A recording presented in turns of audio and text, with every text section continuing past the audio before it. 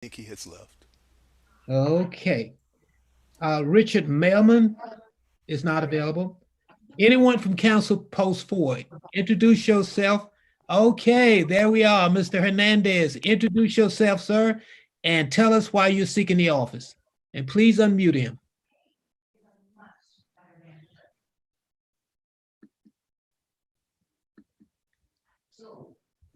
Yes, Tony? I am from post 6. I'm sorry, I'm from post 6. Oh, I'm sorry. Oh, okay, great. Go right ahead and tell us, introduce yourself, tell us a little about you, and tell us why you're running, and you have 3 minutes. Thank you very much. Thanks for the invitation. I think it's a great honor and a privilege to be requested to speak in this forum because we come from New York. My wife and I been living in Stone Mountain for over 30 years. I have 3 generations of my children and grandchildren, raised them right here, went to school here. They're doing okay. But I had a brief stint in New York for 7 years, and I married, and my wife was a pastor of the Place of Women Ministries. And I dedicated 5 years of my life to ministry. And one of the things I did in that was, if you pray asking God for jobs, and we were praying, I said, you know what? Why don't we just ask God for to be a job creator? And thus, Tambora Beverages was born. It's been a 9-year odyssey. I'm so excited. I've been to China. I've been to Costa Rica. I've been to Nicaragua with that drink, trying to get it done. It was manufactured in Canada. And one of the things I'm doing in Stone Mountain, this is what brought me to go for public office in Stone Mountain. I used to live in Pine Lake. I lived in Pine Lake for 10 years, and Pine Lake sort of mirrors where Stone Mountain wants to be. Even though it's a tiny city, Pine Lake went from a gun-toting speed trap city into a very chic and luxury place to be. And it all started with one little house I built in Pine Lake. It went from worst to first. And that little house I built on Rockbridge Road translated into the Roti Place on Pine Lake. And it started a renaissance in Pine Lake that to this very day brought in over $4 million worth of investments in the city. So I have a lot of experience in terms of what it takes to bring Stone Mountain where it needs to be. And one of the premier things I wanted to do was to start, number one, with the streetscape in the downtown area. And I want to work in collaboration with the Savannah School of Art and Design or an entity such as that to brand the city. Because I strongly believe, and some of the other candidates do, that Stone Mountain needs rebranding. We want to make sure that Stone Mountain is hip, preserve its history, but be hip and cool at the same time. It's been starting to wake up a little bit. We have 30 seconds. So that's pretty much where I want to be. Thank you all for having me. I appreciate it. Okay, for post 4, we have Mike. Mike, you're gonna have to pronounce your last name for us, please. Tell us a little about yourself and why you're running for this position. Did we get that to Mike? I think he went out. I'm looking at him. Oh, you see? I see Mike. Okay, then I can't. He just Okay, needs to unmute. He needs to unmute. We have to unmute him. Brother Yes. Tony?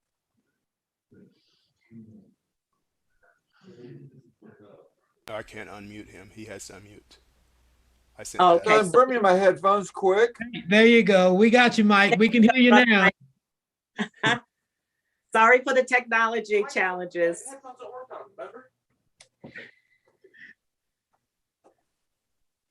All right, restate the question, Brother Gary. Mike, tell us a little about yourself and why you are running for this post. Just I'm having trouble. He's I don't having know that- with his We committee. can hear you, Brother Michael. We can hear Brother you. Michael, we can hear and see you. No, the wire split. That's why you stopped using them. Yeah, Brother you can Mike? put in headphones. Yeah, I got some. They're big over-ear ones. That's fine. Oh, we can hear you, Mike. We're ready for you. Can you hear us? We got technical difficulties. Okay, he Can can't we hear move to someone else and come back to him? Okay. I don't think, did anybody else arrive from Stone Mountain at this time? Okay, well, can we now then move to Snell? Let's What's see up? if they enter my headphones, then we can finish Stone Mountain. Let's take 1 minute. Brother Michael, we can hear you. These are- Okay. Can either of you hear us? Alone. Put those over your ears. Miss. If you can hear, can you hear now? Hello, can you hear us? Ah, Ah, yes, you. Very- yes. All right, Mike, tell us a little about yourself and why you're running for this post. Well, obviously, I'm running for this post to prove that I can eventually figure out how the darn headphones work on my computer. I am so sorry for this technical problem. No, the reason that I'm running is because I believe, as I said pithily in my biography, I believe in government by the people, for the people, not to the people. In our city, the people that vote, coincidentally, are taxpayers, not businesses, not people that live somewhere else, not people that go to visit the mountain. The people of Stone Mountain are the people of Stone Mountain. They live here. They sleep here at night. This is where they have their life. And our government has forgotten that. Our local government, which affects us the most, has lost sight of the fact that it's not really looking out for the interests of the people that are paying the bills. And that's, in a nutshell, the reason that I want to run is I want to redirect their attention back to what I feel is important, which is giving the people of Stone Mountain a better life and giving us the attention and the place that we deserve, which is number one. It's number one. I hope that wasn't too much or too exuberant. Thank you so much. Yes, sir. Okay, so I can. Thank you, Brother Gary. Let me just say, Brother Michael, thank you, Brother Michael Shapak. Shapak, okay. That's us correct pronunciation. Yes. I teach a course at Georgia State, and one of the things we practice that in social work, it's important that if you're not sure of how to pronounce someone's name, don't mess it up. Let them help you. And so thank you for helping us with that.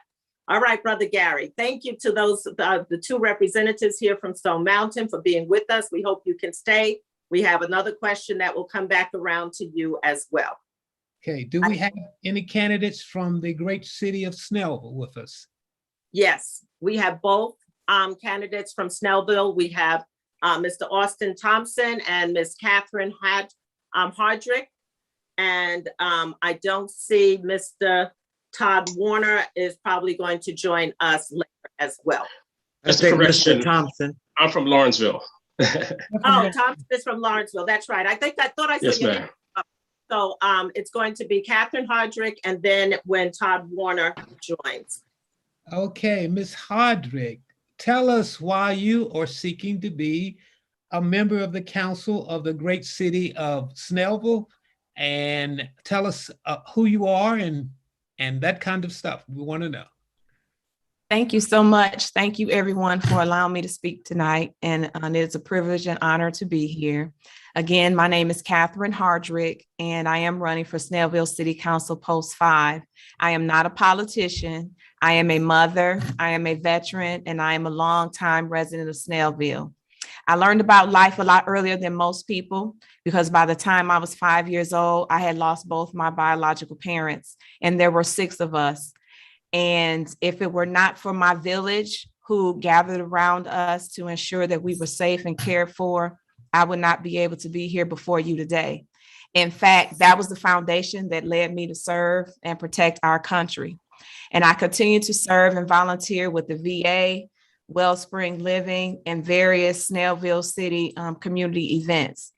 So I know all about advocating and caring for others and fighting for people who are underserved and do not receive the services that they deserve.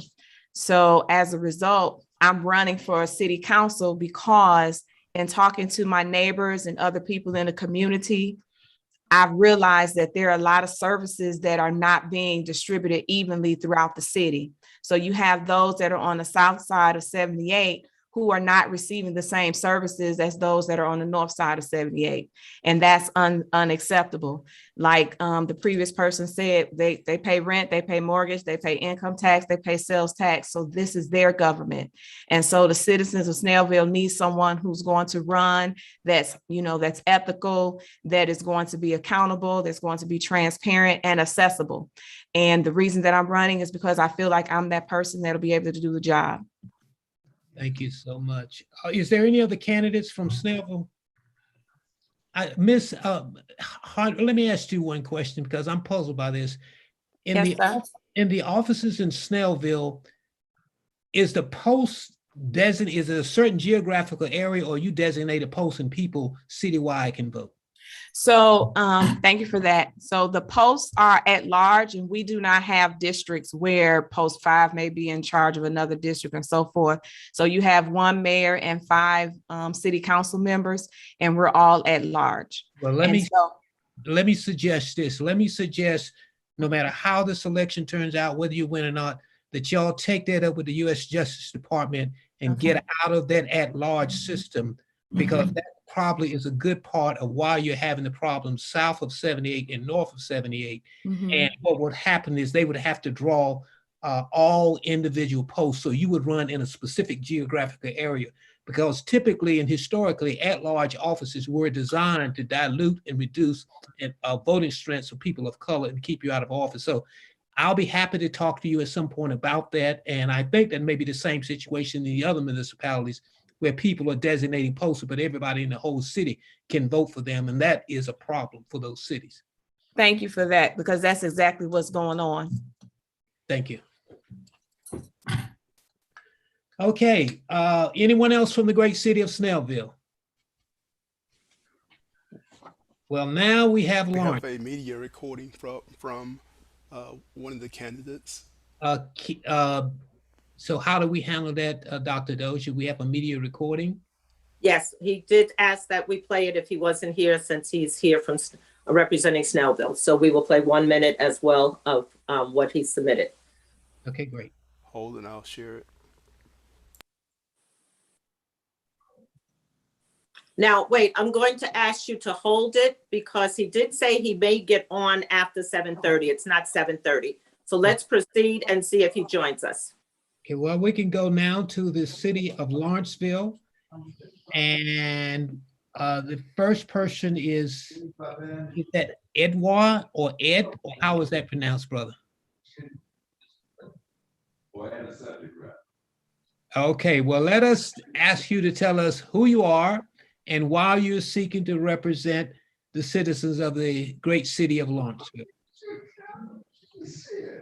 That I would just like to thank everyone for inviting me here. This is a very good opportunity. Let me ask you, brother, check, is there some background noise that's coming in? You're coming in low, but we hear some background noise. No, there's no background noises on my end. Okay, all right, speak a little bit louder for us. Okay, can you guys hear me now? Oh, yes. Okay, yeah, so my name is Edouard Vilas Mercedes, and I'm running for the city of Lawrenceville City Council, Post 3. I grew up in Lawrenceville or in the Gwinnett area. I'm a child of immigrants. Me and my family, we immigrated from the Dominican Republic to Georgia in 2003. And from there on, I've called Lawrenceville or Gwinnett area my home. Usually why I'm running for the city of Lawrenceville is that it has never dawned upon me how important local government really is to our everyday life. You know, most of the people that are in the media, they only consider local, or they only consider state and federal politics as something that affects them directly. But ever since I had an internship with the city of Lilburn, you know, I've learned how really close and up in the face is the city of Lawrenceville ordinance important. The reason why I'm running too is because I'll be at the heart of the community to ensure that the needs continue to be heard and resolved. I see that a lot of the same people at each city council are always the same people, and it's not really representative of the city population, of the people who actually live in the city of Lawrenceville. And I think a lot of education is missing, and a lot of barriers, you know, stop them to receiving that education. So three of my key areas that I'm focusing on for the city of Lawrenceville as I run this campaign is encourage and support local small businesses and entrepreneurs, foster development and renovation, and 3, enhance public safety, security, and quality of life. Outstanding, thank you. I think Austin Thompson is present, is that correct? There you are. Please unmute him and let him tell us, hey, brother Austin, tell us about who you are and why you are seeking this office. Good evening, everyone. And excuse me if I'm coughing, I'm getting over a cold. My name is Austin Thompson. I am a resident, of course, here of Lawrenceville. I'm also an immigrant from South America, from the Republic of Guyana, South America. I grew up in Brooklyn, New York, in a heavily Caribbean and Latin community where I was raised by my parents. Now,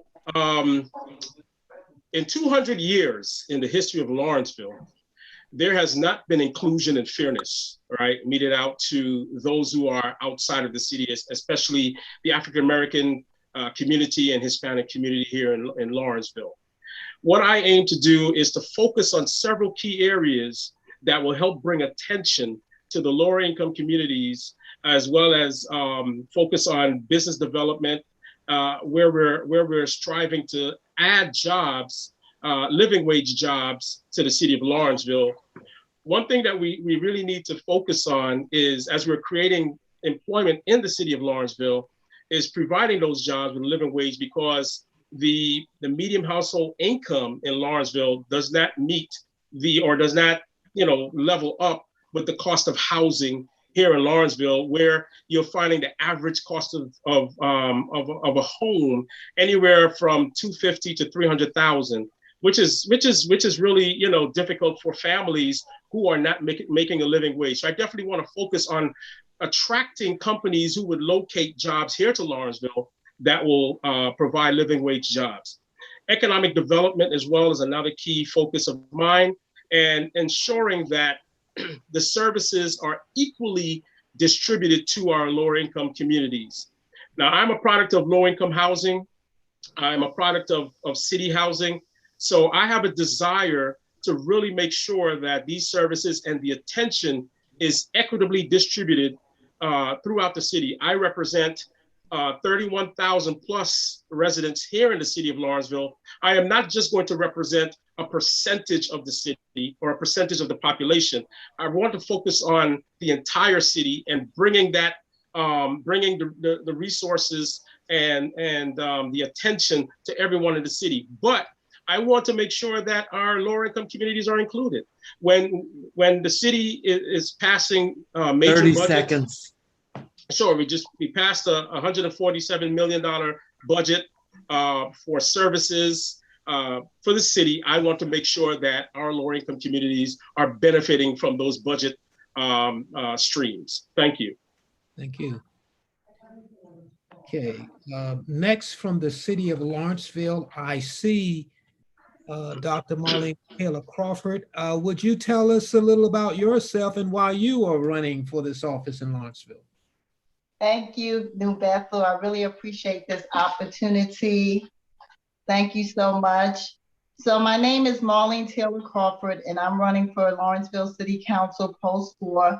And before I forget, thank you, Sister Cheryl, for telling everyone that it is Breast Cancer Awareness Month. So thank you once again for that. So I live my life based on the quote by Shirley Chisholm: "Surface is the rent we pay for the privilege to live on this earth." So my life, if you look at all the things I have done so far in my life, it's definitely grounded in service. And I'm running because of the multitude of community issues related to transparency, access, and engagement. And I strive to actively hear the concerns of the community and take the necessary steps to ensure that everything is going to be equitable as much as possible, and definitely not ignoring the problems and not continuing to do business as usual. And the greatest resource you can have in any city are the people. And if we don't invest in the people, we are certainly not going to make this city thrive for all.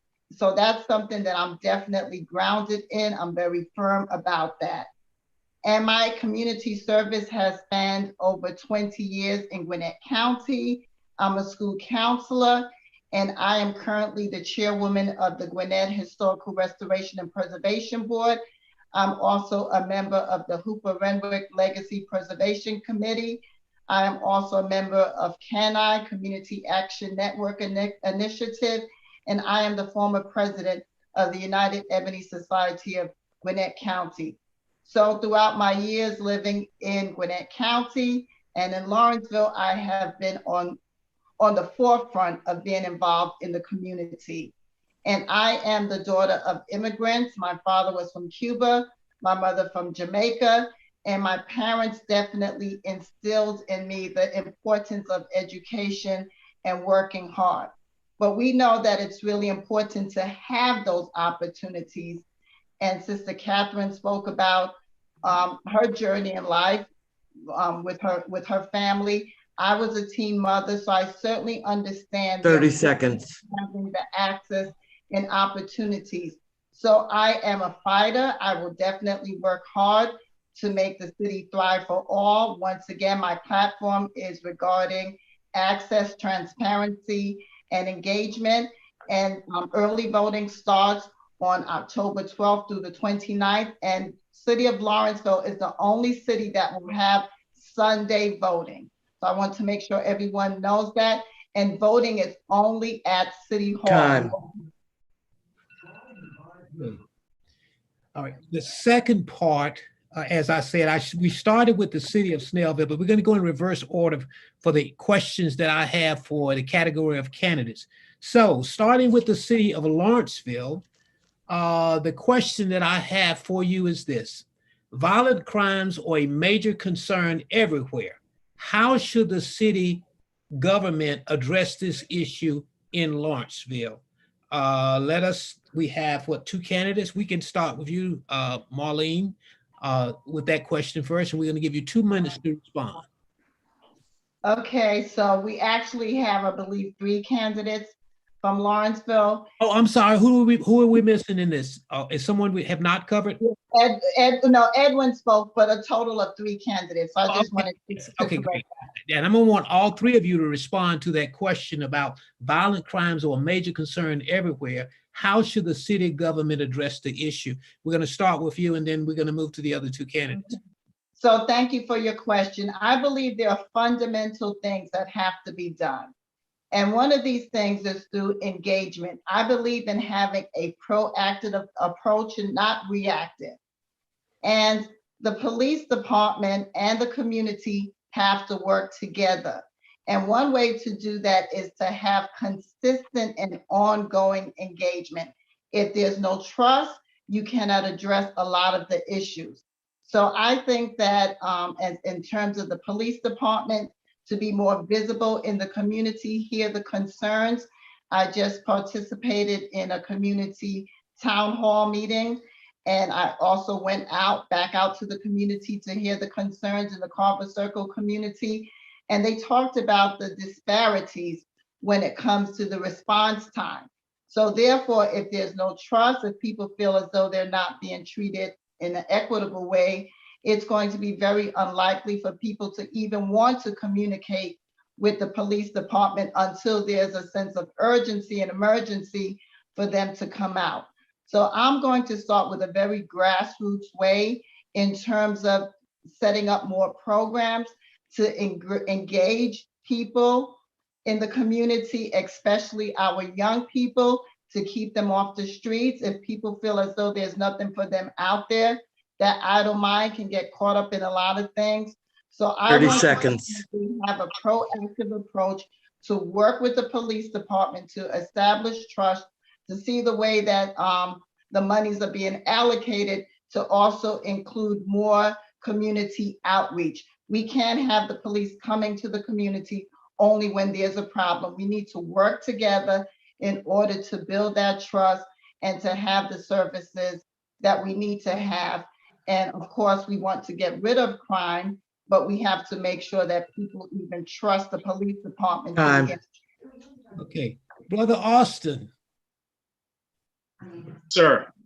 Yes, sir. Growing up in the lower income communities in Brooklyn, New York, I understand the hardships that occur when you're living in a city and being profiled unfairly by law enforcement.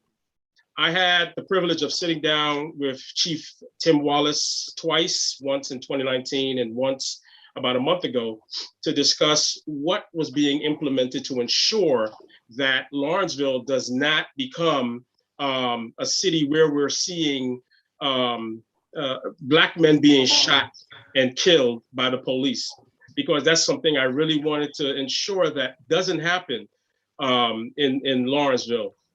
Now, I realized that the city just hired a community engagement officer, which is great because I'm going to be sitting down with him as well.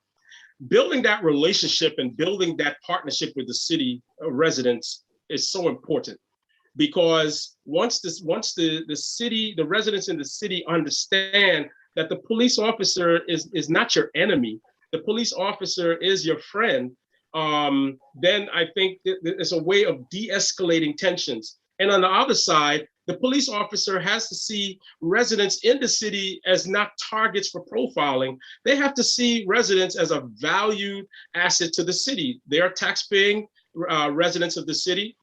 The part of the return on their investment, because their taxes cover the salaries for police officers, is to make sure that the residents feel safe in their communities, respond better to calls, and not just show up and be visible only when there's profiling and targeting on the minds of the police. So my thing is to work with the police and to ensure that there's proper engagement and relationship building between the police and the citizens, and I wish to facilitate that. Okay. Thank you. Thank you. Brother Edward. Yes. So I also agree with Brother Austin. There's definitely needs to be more engagement with the police and not see them as our enemy, but as our friend. I think most importantly that since we're living in city of Lawrenceville, in a local city, you know, we're not in Atlanta, we're not in a big city. We have that opportunity to really contact and really have that one-on-one with our police officers. One of the things that I want to make a point of is that there needs to be more training for the police on de-escalation. I think a lot of times because of social pressure, you know, there is a stigma that people have of police officers. And if we don't show that the police officers or the police here in Lawrenceville are undergoing these de-escalations and these cultural sensitive training, then they're going to continue to have and see the police as enemy.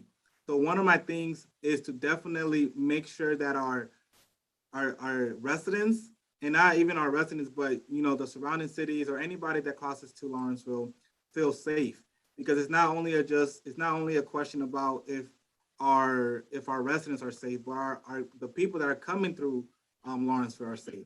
But one of my things is definitely to engage with the police officers and see what trainings have they undergone and what trainings can be, you know, added 30 seconds.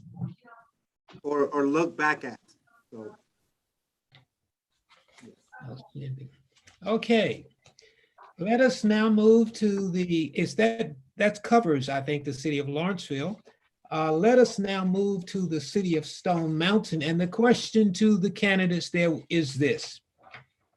Based on its racial history, Stone Mountain Park has been the center of controversy.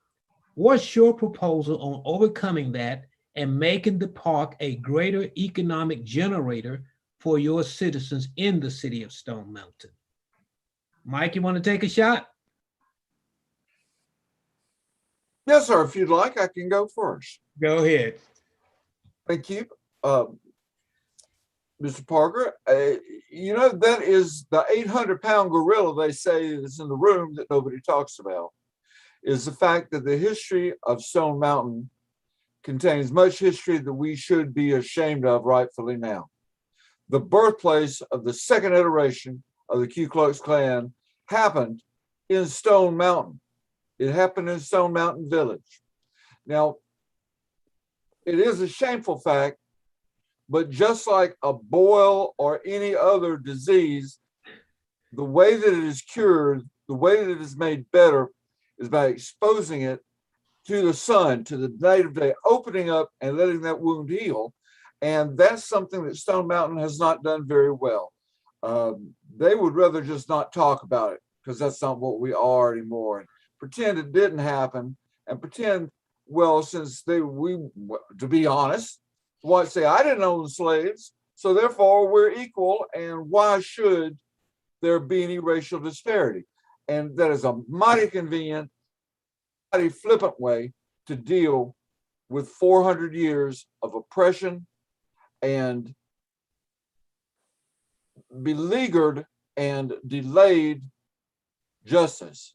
And it's wrong, but it is convenient. And many of our people who are boosters 30 seconds. business say that. I say that we get down, we start treating everybody as equals, as humans. We don't pander the word diversity. We embrace and accept the diversity. It's there. It's up to us to show that diversity is nothing unless there's equity, fairness, and justice that goes along with it.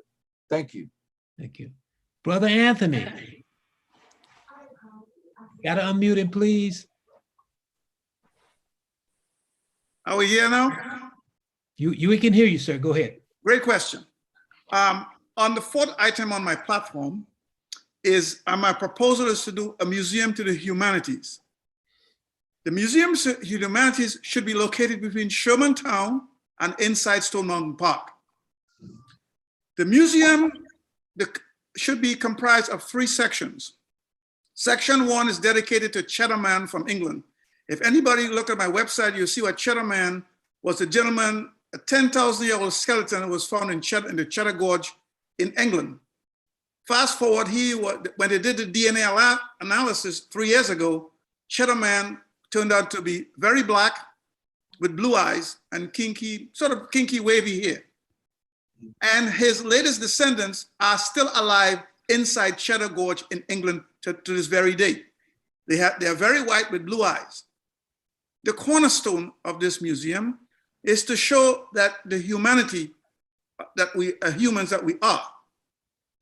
The middle part of the museum is to go back 500 years to when the Alhambra Palace in Seville, Spain was handed over to the Spaniards, to show that Africans or the Moors built Europe for 800 years, taught them science, medicine, algorithms, algebra, you name it, city lights.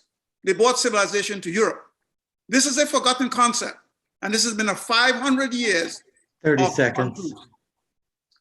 And the last part of the museum is dedicated to the Nelson Mandela and F.W. de Klerk wing and the city of Shermantown and Stone Mountain. Make that part of the museum, the village to be part of the museum. I think that's how I would like to address Stone Mountain. Thank you very much. Thank you. Does that cover everyone from Stone Mountain, or is that those are all the candidates from Stone Mountain, I believe? Yes, Okay. I think you're right. The question then for the city of Snellville candidates. What do you see as the most important issue facing your city, and what do you propose to be done to address it?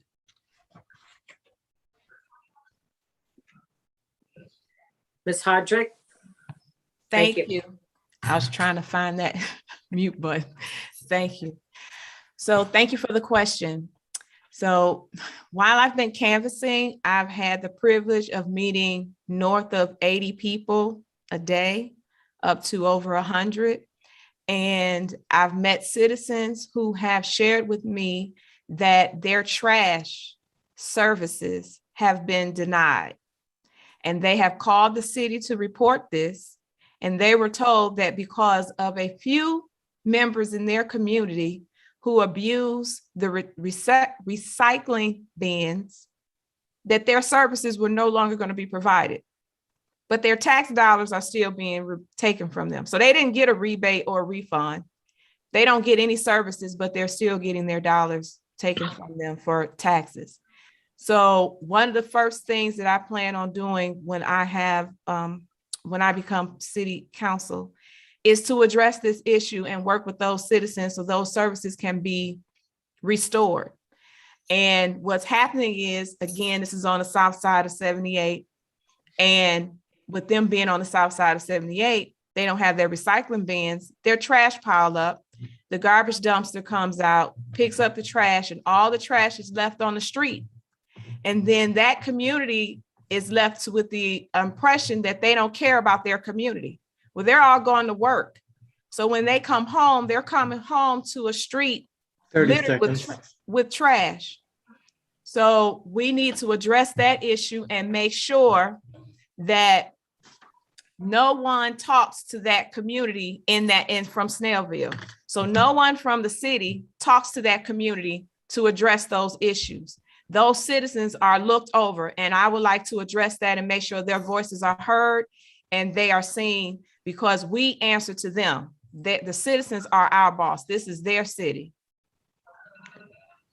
Okay, thank you so much. I think you're the only candidate here from Snellville, right? I am the candidate here from Snellville. Yes, sir. Catherine Hardrick. Okay. Well, Dr. Dozier, that pretty much wraps up my part of this. I think I've covered all the candidates, but let me just close by saying this to all of you. Public service is a great sacrifice, and don't let nobody fool you. And it will take a lot of things from you, but let me just say this. We have come as far as we have come, and we still have a great deal of way to go because of folks just like you, all over America, who have felt like there is a need for change. And I applaud anyone that has the courage and commitment to put yourself out to seek public office, because it is really pretty much a thankless job. I have to tell you that. And oftentimes you will not get the kind of encouragements that you need. But if you continue to follow your passion in everything that you do, you will make for a better community. And I've been trying to figure out how we're going to address the fact that all of you winning these offices and more than one of you are running for the same office. But let me just say this to all of you. You just keep following your passion, and thank you for, we often tell our veterans, thank you for your service. But I want to say to you, as citizens and people committed to making our world a better place, thank you for offering yourself for public office. Thank you. Thank you, Brother Gary. I don't know what made you think that you were finished. The Q&A starts now. But I will tune into you and Sister Carol to make sure that we have some questions. We have some members of our live audience. We have members, our co-sponsor, the pastor of our co-sponsoring church is here. Reverend Von Wrighton, did I see you on? Are you still on? I'm still here. Yes, I am.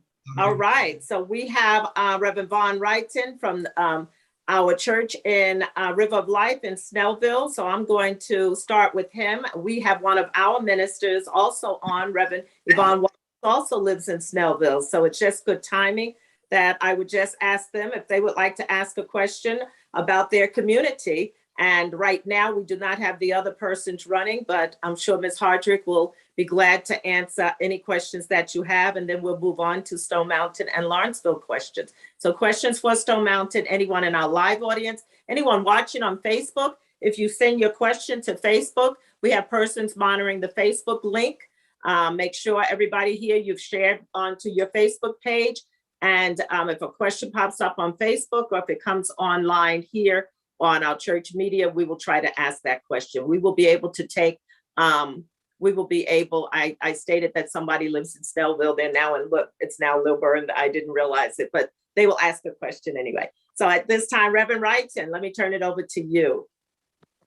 Let me say thank you all for being here tonight. Thank you for this opportunity to ask questions, and thank you to our co-partners at New Bethel and the other churches. I thank you all for this moment in time.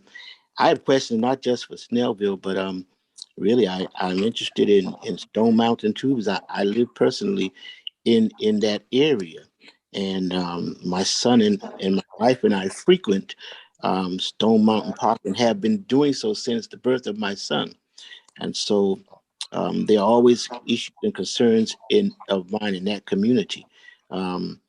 As it relates to Snellville, I wonder I wonder about I heard you all talking about police and police involvement in partnering with them.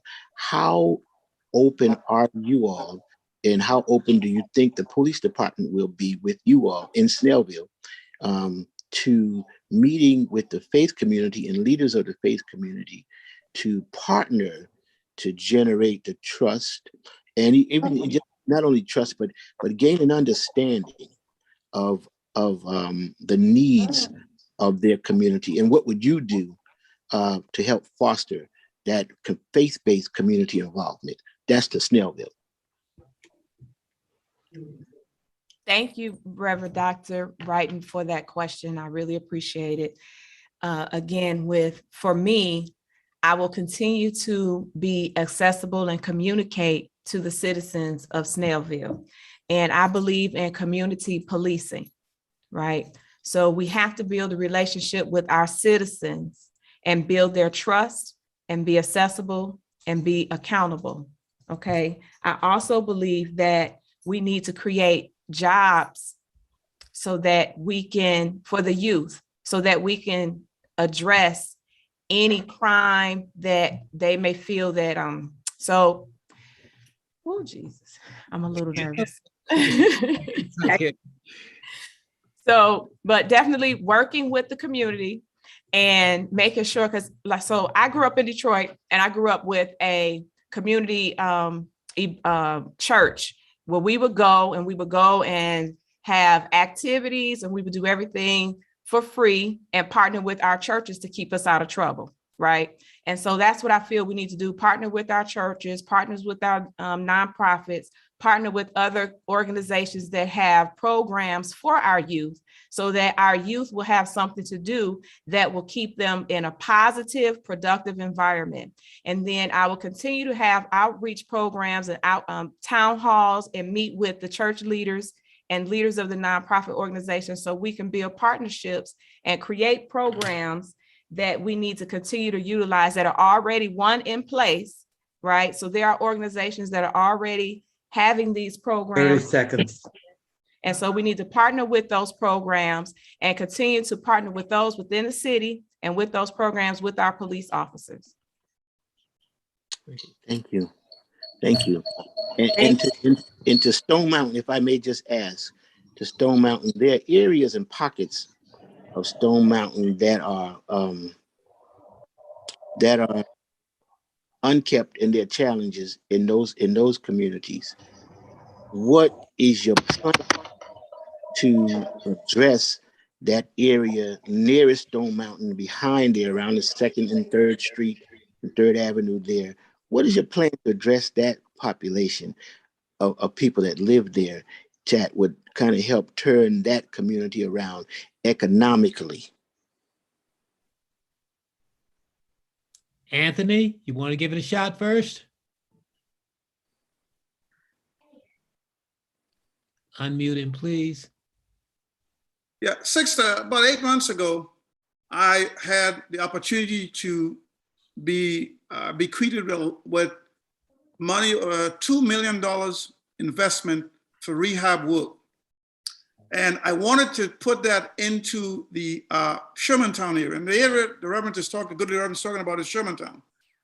And on two fronts, I have a good background in rehabbing historical homes and bringing back to historical homes, restoring them to their eminence. And I have a special affinity for Shermantown. I would like to go in there with some of this money that I have access to help the people not only to repair the homes, but also to have them retain ownership of their property. I think it's good enough to say you're going to rebuild, but it's better to say, how are we going to retain the heritage? Two people that are living there for 200 years, continuously living on the property. I don't want to see them lose that heritage. Keep it. And also with the museum, this is not going to be a little museum. The money's going to come from all over the world to build that museum. It's not going to come out of Stone Mountain. And that is going to raise for the entire planet, going to show what Africans did for this world, what they did to the world and the country. And I would like to wipe out the sin. So when you look at somebody from Shermantown, 30 seconds. look at somebody from Shermantown, they will look at them as a partner, a full partner in the global society. Those are my two passions. Thank you very much. Okay.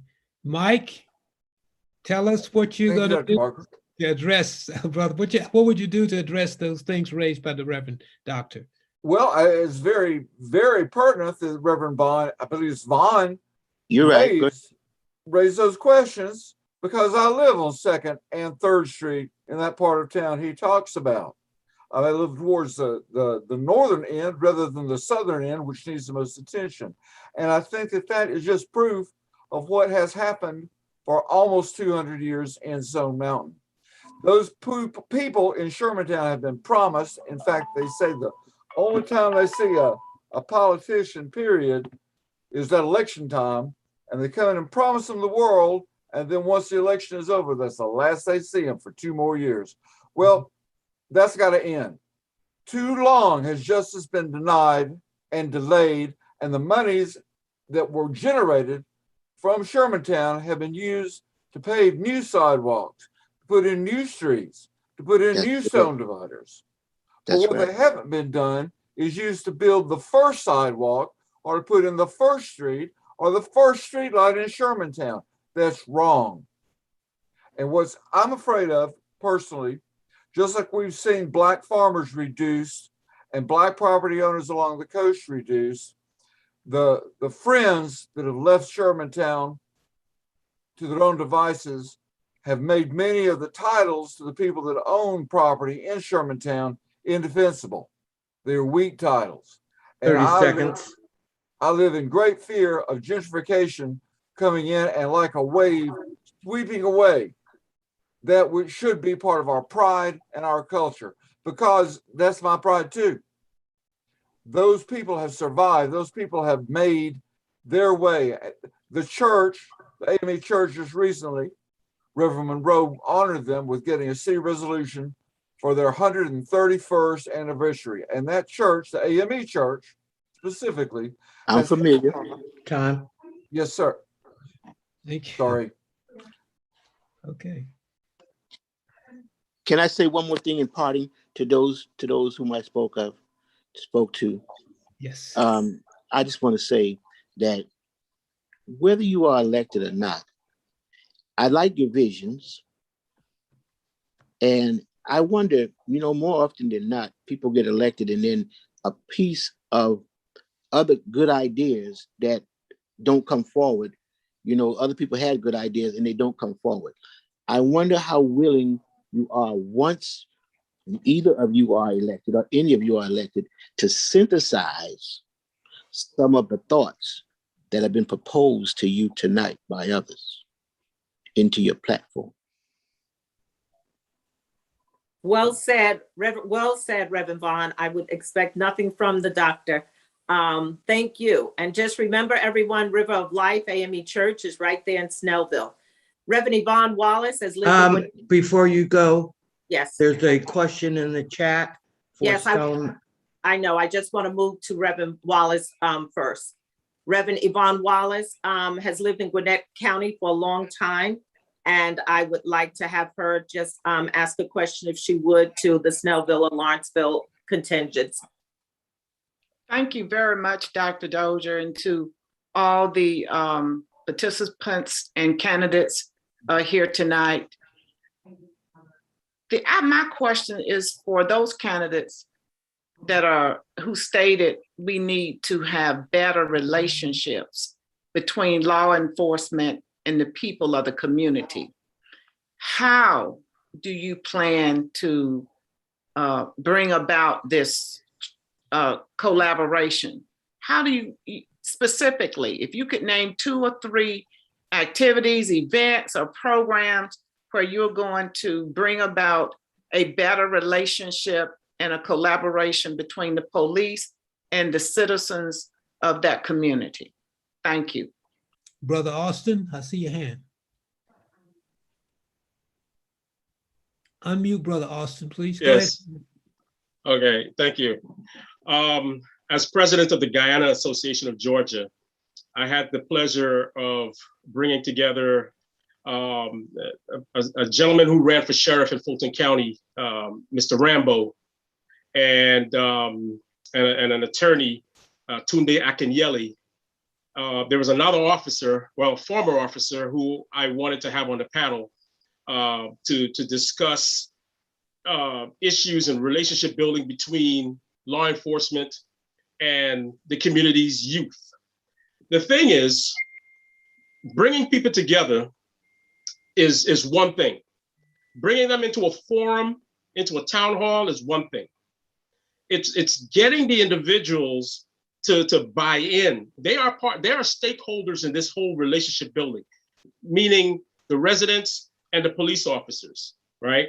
So creating that opportunity where you're bringing the residents, especially the young people, because the young people they see what's happening in Black communities throughout the United States. They understand the hardships, and I'm speaking in respect to Lawrenceville. They see the hardships, right, of synthesizing those relationships between themselves and the police, right? So what I want to do is 30 seconds. Bring them together in a town hall. So this way we can discuss what is it the community is looking for, what the youth are looking for from the police, and from the police, what resources are being implemented, what resources are being purchased in order for them to foster that relationship building and tightening that relationship with one another. It can be done. It's just basically getting folks together to have a conversation in one room so we can better understand each other. Thank you.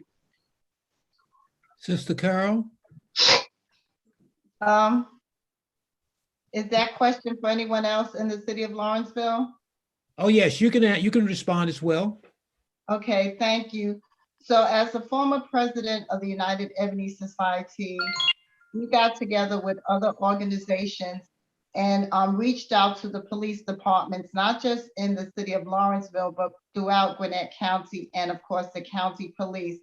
And I think it's really important to ensure that there's transparency to understand exactly what's going on and have questions answered. So we actually sent a letter to the different police departments, and some of the questions that we asked about were related to practices. And I'm just going to read a couple of things. And what came out of that is some of the police departments actually put this information on their website to be more transparent. So we asked questions such as chokeholds and strangulations. What was the practice, strangleholds, practices regarding that, de-escalation training, warning before shooting or tasing, duty to intervene, how to handle a situation when a person is going through a mental illness crisis.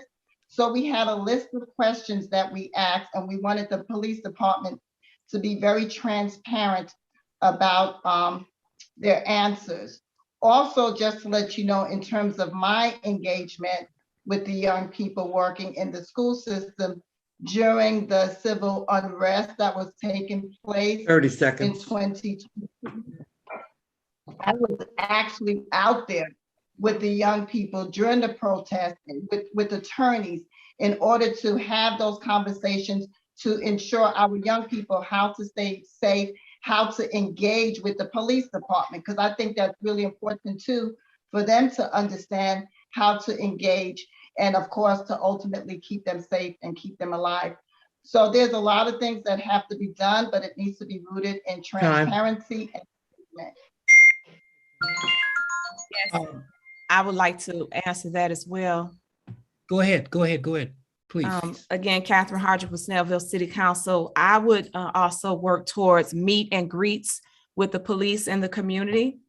And you can hold those quarterly or once a month where each citizens are able to come in and meet with the police officers and have welcomed and polite interactions. In this way, the police officers will get to know the citizens will get to know the police officers, as well as having a citizens advisory board. Instead of having the police handpick or city council handpick individuals. These will be made up of citizens. And then that way the citizens can still have the police report and answer to the citizens with the Citizens Advisory Board. You also can do, you can also have like an outside agency for any misconduct. For example, my own personal experience, I filed a police report with Snellville City Hall, and the police officer actually said that he wouldn't live in Snellville. Now, you serve and protect the citizens of Snellville, but this is a city that you don't want to even live in. That's a problem. Well, and then he had on the body camera, and I said, "Is the body cam on?" And he said, "Yes." So you're not afraid of what may happen with you saying that Snellville isn't a place you want to live in. 30 seconds. So that's a problem. And if we had an outside agency that the police had to answer to, instead of them doing their own internal investigations, we would have somebody on the outside. So I think those three things: meet and greet, Citizens Advisory Board, and the outside agency to review misconduct. Thank you. Okay. I think Representative Rhonda Taylor. Representative, let me give you an opportunity to make some comments as it relates to the work that you anticipate that will be coming from the General Assembly as it relates to municipalities, and what do you foresee coming our way? Is Representative Rhonda Taylor still there?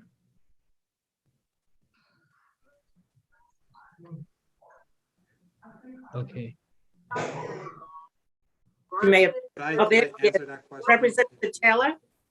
Can you hear me? Yes, we Yes, can. yes, we can hear you. Okay. I was asking about what do you anticipate to be coming our way from the General Assembly, and to that end, Governor Kemp, as it relates to issues going on in municipalities? Municipalities, what do you mean? The election for the municipalities? No. Well, I mean, what, not the elections themselves. I'm saying, what do you, one of the kinds of things, and I guess I should just say a little bit more. Governor Kemp is spending a lot of CARES money to first responder and what have you. I'm asking, do you anticipate that there will be a shift in some of that money from the state government to the municipalities to address problems such as crime? Sir, I have no idea. And we don't have that. We had anticipated it being part of our special session, but that is not on the agenda.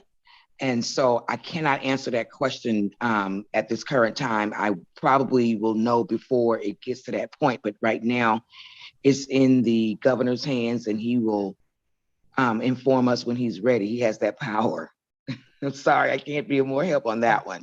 No problem. But let me just ask you this, since Sister Hardwick raised it.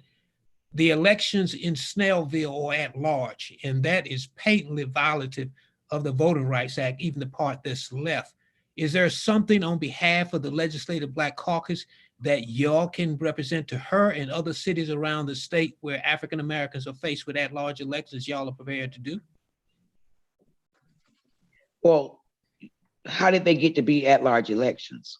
Was that by vote, a referendum? Oh, no. They drew the charters that way in the first place. And I mean, in a lot of municipalities still in this state, there are at-large elections, and that's why they have the problems they're having in Snellville that they're having. So one of the kinds of things that could be done on the part of legislators is offering legislation to change that charter or confronting them about their charter to get that done. And I'm saying, what I'm basically asking is, can Sister Hardwick and African Americans in the city of Snellville count on the state legislative delegation to support them in that effort? Well, you would have to be first reaching out to your local delegation, because that would be who would be introducing any legislation that we would end up voting for. So your first step in that is identifying who represent you in both the state and both the House and the Senate side. And you want to ask for a meeting with those delegation members, let them know what you are requesting, back it up with your facts and your reasons why. and then ask them to support legislation that you all can either vote on through referendum or through general legislation. Okay, thank you.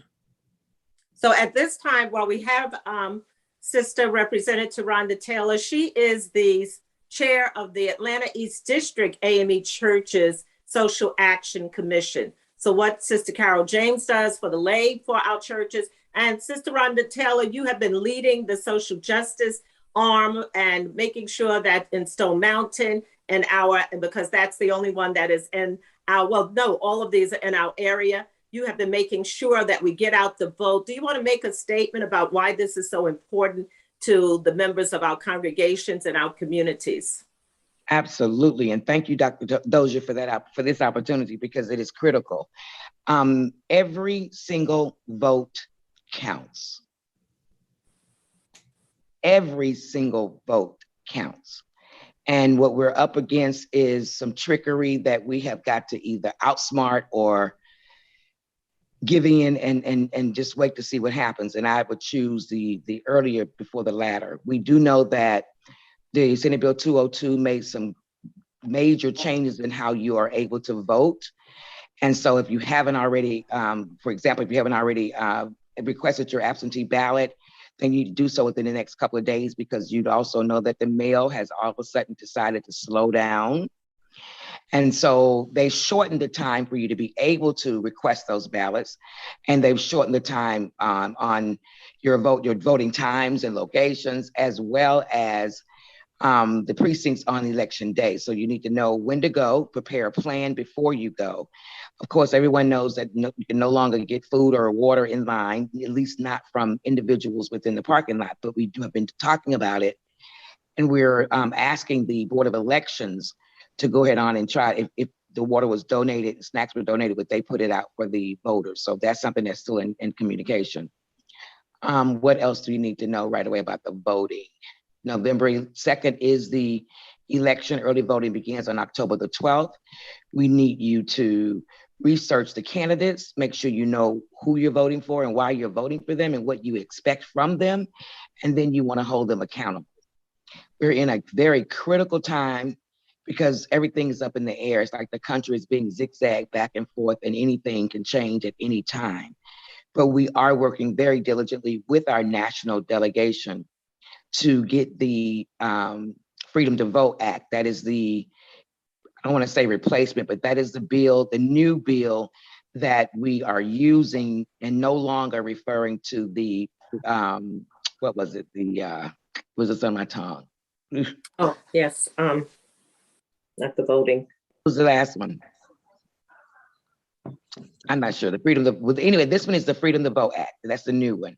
And so that is very similar to the previous one that we had. However, we were working with Senator Manchin, who had promised at least 10 Republican votes on it in order to get it passed. And as you know, all the Republicans said no in the Senate, so it's nowhere.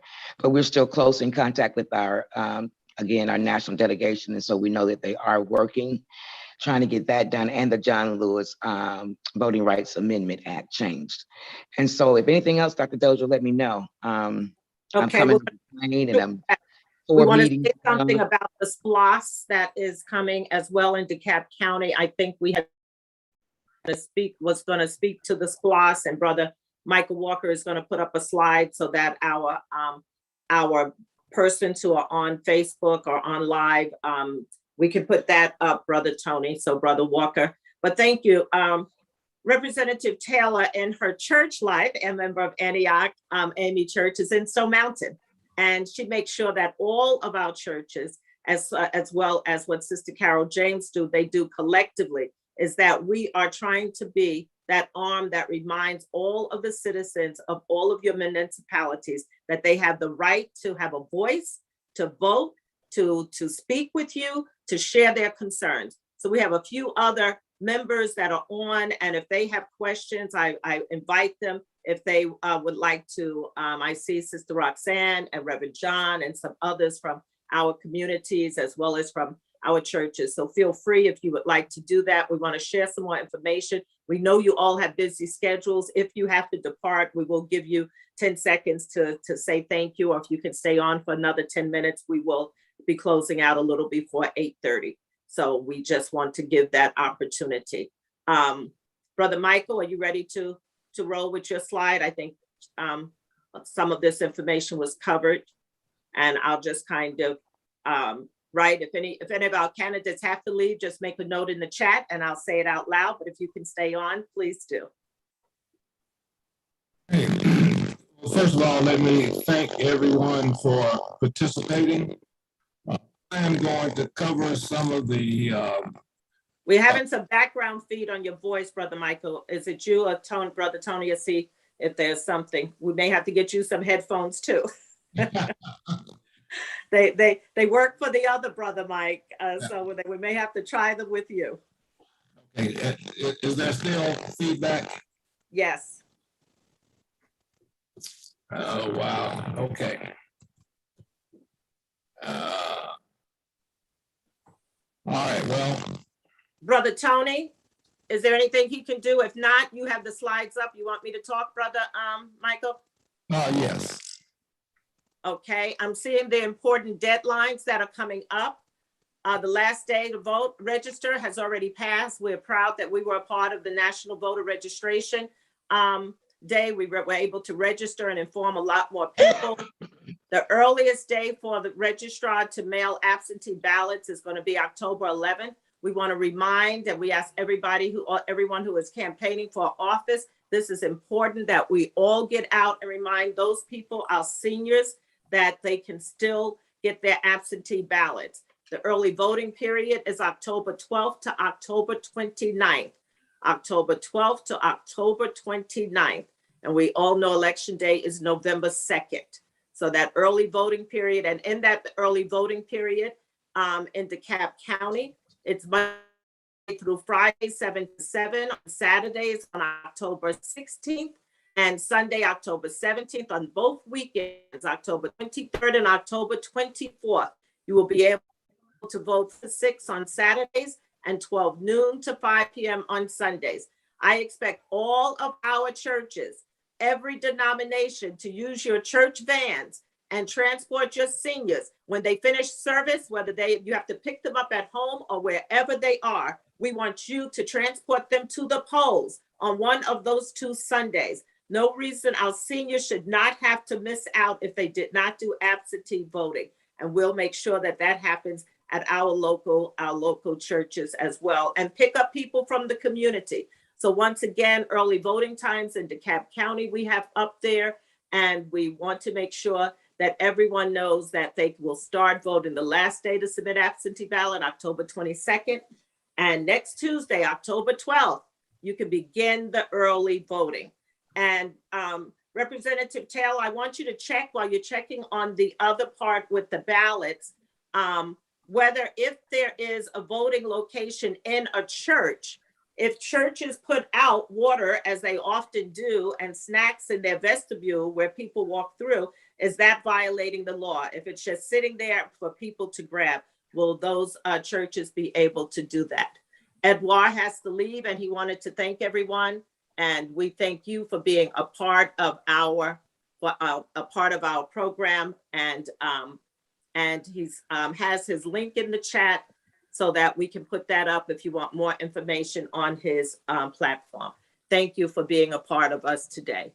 So again, DeKalb County Dropbox locations, and they have made some changes. So I'm going to remind those who need to see this, we're going to make sure that we can make this a little bit larger for you, but make sure you know that there have been some changes in both Brookhaven, Atlanta, Memorial Drive. There are some locations that have changed. So look for that information for the drop boxes, as well as voting locations that have changed. I'm going to stop and come back to the main. Is that the last slide, Brother Michael? No, there's Dropbox locations for Gwinnett. Okay. Okay.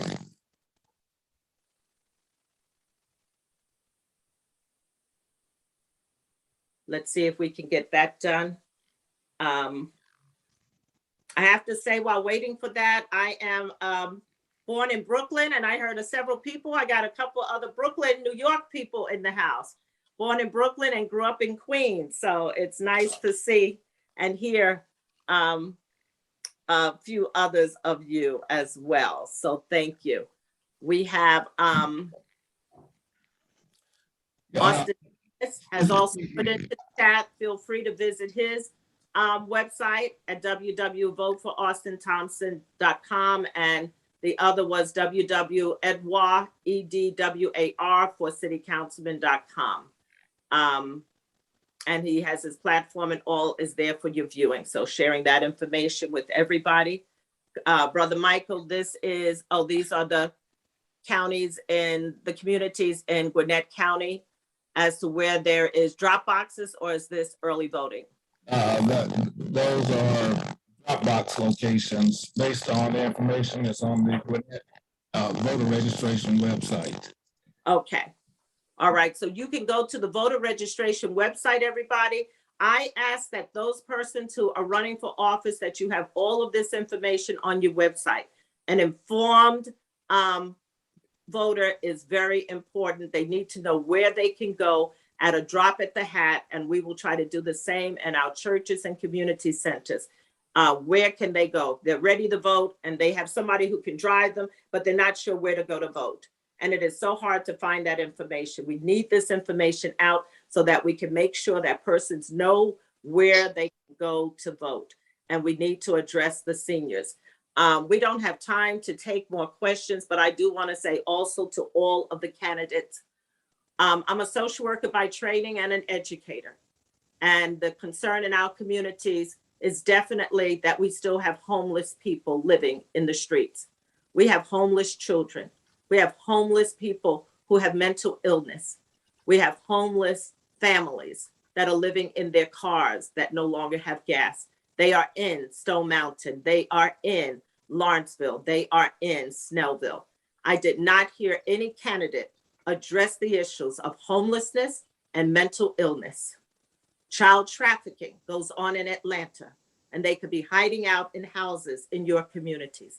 If we don't raise these questions, if we don't raise the questions of our seniors who cannot afford to buy their pharmaceutical, their medication, that can't afford to get to an urgent care, don't have a way to get there, we must address issues that impact the lives of our constituents. Those who are, you must be the voice for the voiceless. And I expect every time you speak, and I say this to my undergrad, I teach an undergrad, a master's graduate class, and a PhD course in social work. And I keep reminding them that we are the voice for the voiceless. This is what we must do. So when you are campaigning, you know the issues. Some of you have lived through them. I come out of New York City housing projects in Brooklyn and in Queens.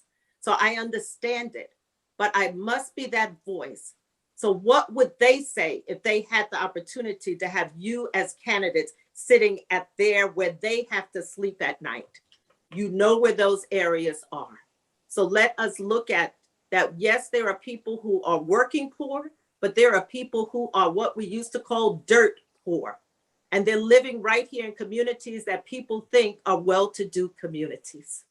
What are you going to do to make a difference for them? It's one thing for us to talk about the issues, that there are lots of political issues at all.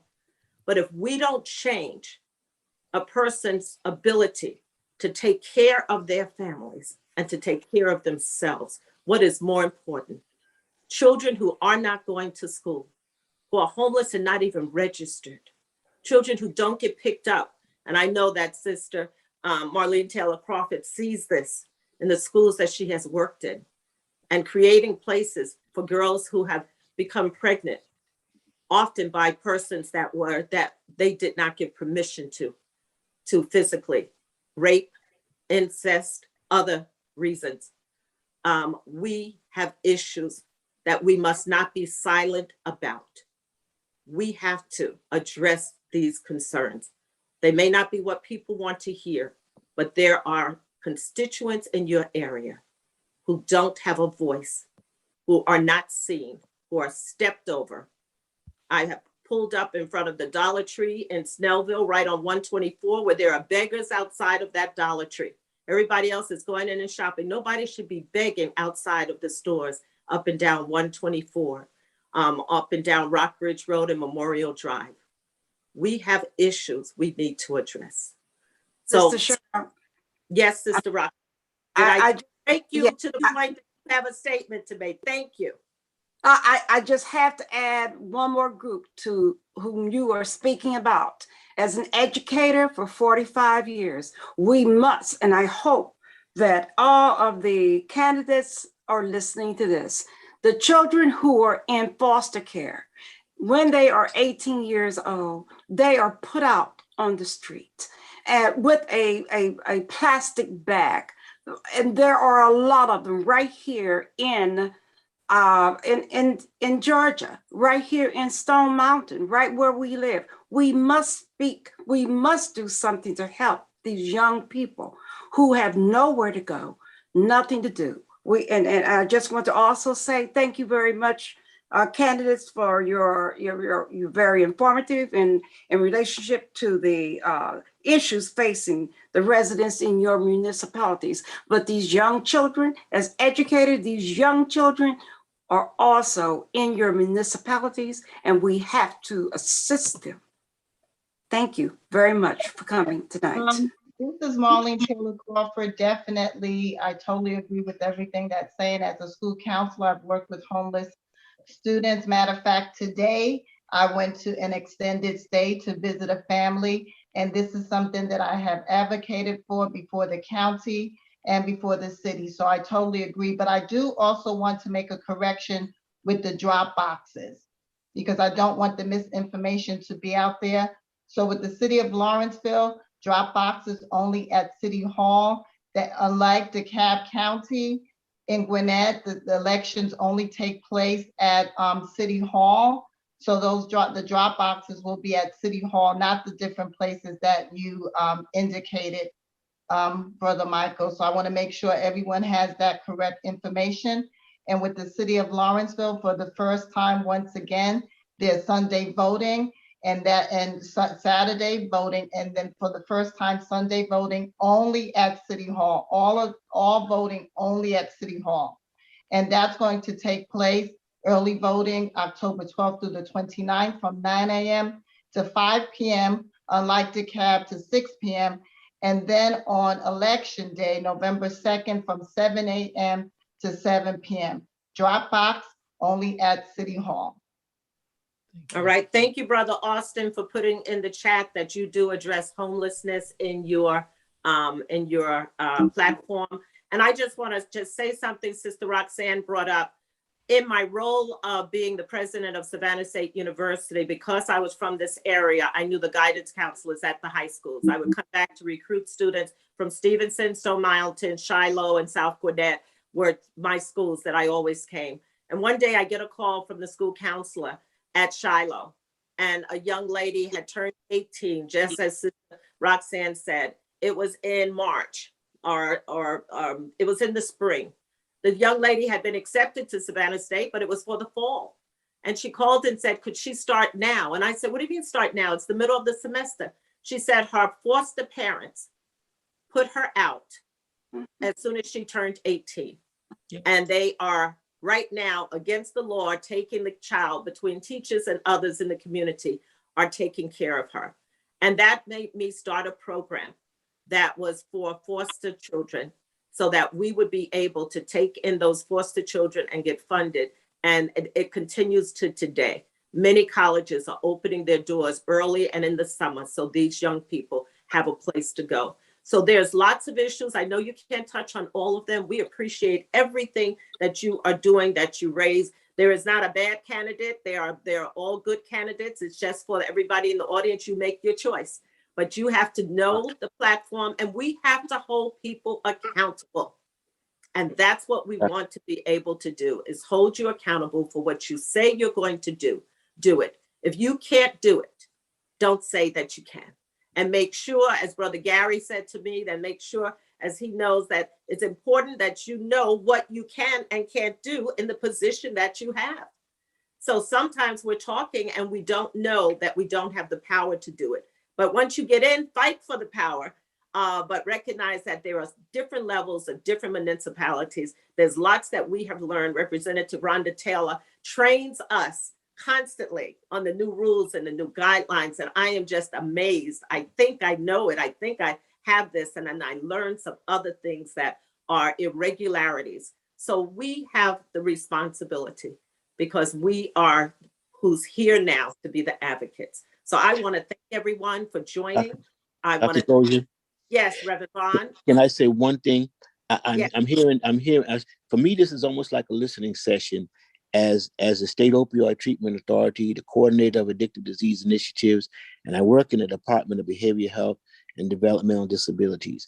And what I want to say to you all as candidates also is get to know when you have behavioral health issues in your community, particularly you're talking about homelessness, addiction, substance use issues, mental health issues, get to know the representatives in my office, in the state office, and the possibilities of collaborating to do things and working with providers in your community. Get to know the resources in your community that are available to you or that can be made available to you.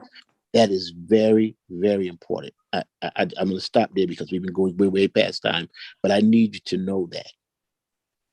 Thank you so much. Dr. Wrighton and I worked together in the field of addiction many, many years ago. I am so proud of the work he continues to do in leading.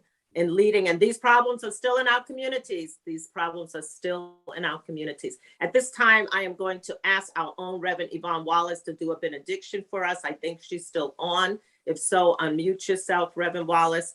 And because at the moment I don't see you, but say something. All right, you are here. Very good. So I want to thank everybody, all of those of you who came on as I wish you the best in your campaigning and in your election. And just remember, we the people, not I, we. You represent the collective because I is a letter that can't do anything by itself. But as a collective, we can make a difference. Thank you. Thank you for all of those who worked hard to make sure that this took place tonight.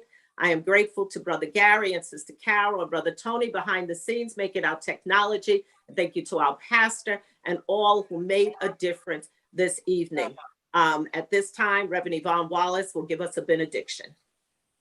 Let us pray. Dear God, we thank you for today. We thank you for life, breath, health, and strength. We thank you for each of these candidates who have bravely come forward by the unction of the Holy Spirit to be of service to their community and to you, dear Lord. We thank you that you will continue to bless their campaigns, that you will continue to bless the message that they're sending forward, and that you will continue to use them to work for the benefit of your people. God, we ask that you continue to speak to them and let them hear you, and so that they can make choices based on the needs of the entire community. We ask that you continue to bless the leaders, facilitators, moderators, participants of this great forum, so that they can continue to bring forums that meet the needs of the constituents and of the members of their church and community. We thank you, dear God, for loving us unconditionally and for using us in the mighty work that you will have us to do. It's in Jesus' holy name that we pray and that we all say amen. Amen. Amen. I ask my committee to stay on. Have a good night. Remember, this is on New Bethel AMH Church Facebook page. You can go and see it there. Share it on your screen. But we know we will get a lot of views, as we always do, that people come back and look at our videos. So thank you once again. Good night. Good night. Unmute everybody, Brother Tony. Thank you all. Thank you. Thank you. Love you. Thank you. Thank you. Thank you, Sister Marlene. Thank you, Brother Mike, for getting your headphones on. Yes. Brother Michael, I'm not sure what happened with the, and I hear some back feed now as I'm talking sometimes. It was some back feed. I think we all gonna have to soon put on some headphones. Is that right, Brother Tony? It works best. Do you want me to come off now, Sister Cheryl? If you want to stay on as a committee person, you're welcome. And if we talk about you bad, you'll hear us. But you are part of us, so you're welcome to stay on. We're very proud of you. Okay, thank you. Yes. Brother Anthony. Okay, is he gone? Okay. Anybody else? Okay, Sister Roxanne, you were watching it from a distance. How did it seem to you? It was just absolutely wonderful. Yes, it was very informative. Certainly, I was very impressed with Sister Catherine Hardwick. Although she's getting started, I think she's going to be wonderful. It was just a wonderful, wonderful presentation, wonderful forum. Make sure you're off. Oh, Sister Marlene. Oh, okay. We're still on live. Are we? Brother, are we still live?